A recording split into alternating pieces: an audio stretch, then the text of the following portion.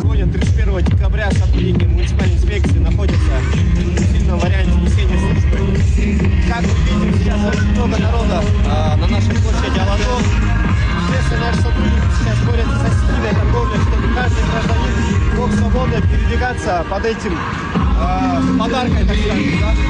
Даже сейчас мы можем буквально посмотреть, мы попросили, чтобы стихийной торговли здесь не было, но даже тогда люди собираются очень много людей.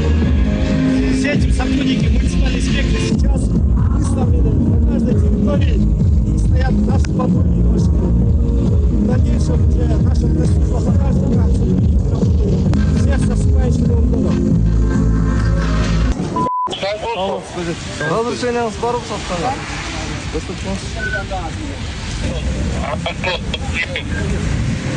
Барки составляет. Это дислокация var mı? Burası var mı? Burası sağda. Orası var mı?